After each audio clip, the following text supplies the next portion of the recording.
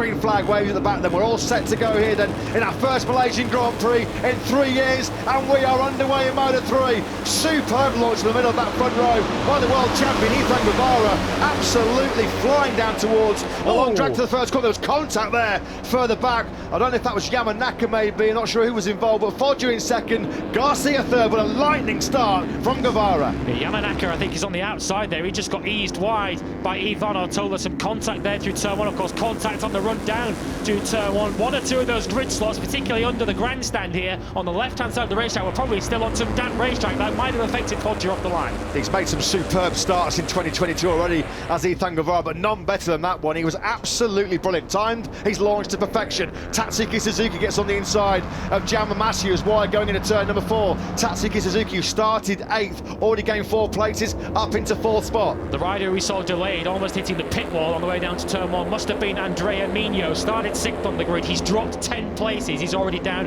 into 16th.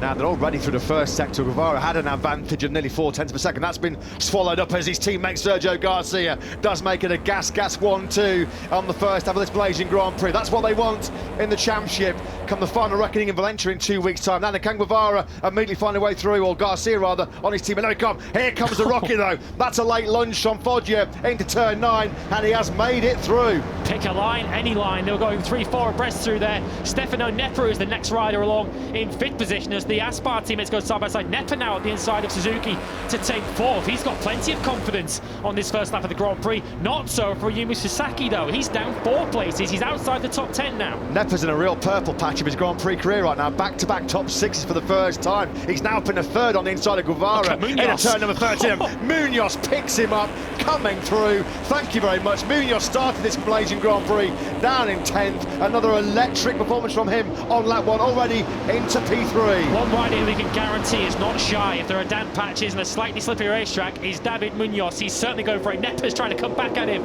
on the late braking zone into turn 15. You can take a variety of lines through there as the riders are healthily improving. Big moment for Nepa. Yeah, Nepa was out of the seat there, wasn't he? He got the gas on at full lean angle through that turn number 15. A big scare then for the 20-year-old Italian. Lap 1 then chalked off here in Malaysia as the pole man Dennis Foggia that leads. Garcia in 2nd place. Munoz after a stunning first lap, 10th to 3rd. Nepa came over the line in 4th place. Guevara way out of control into turn 1. He's way out wide. He'll be down to 8th or 9th place now with that mistake. He's struggling a little bit in this early phase of the Grand Prix. You can see some of the riders who are particularly confident in these conditions. Dennis Onchu is among them. He's now up from 25th already to 12th. He's just behind Sasaki. Coming through the field like a hot knife through butter, isn't he? Dennis Onju. Let's try and find out what happened a little bit further back from those front runners. Brilliant start by Izan Guevara.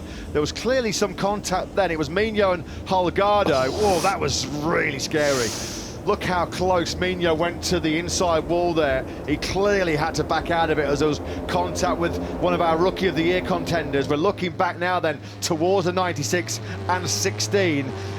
Holgado squeezed in between his teammate Masia and Mino. Full elbow to elbow, scary as they went through the gears on that long run to the first corner.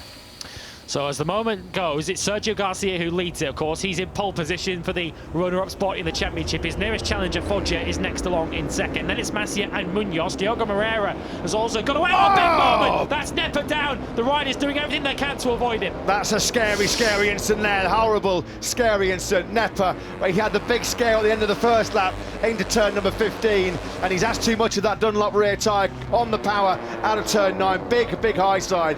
Nepa then, there'll be no 3rd consecutive top 6 finish for him. Let's just hope that the field were able to pick their way through, because that was really scary as Nepa landed heavily in there. And he was, 4th inside that top 6. So many riders had to try and pick a way through on the Italian, but Nepa down on the exit of turn 9.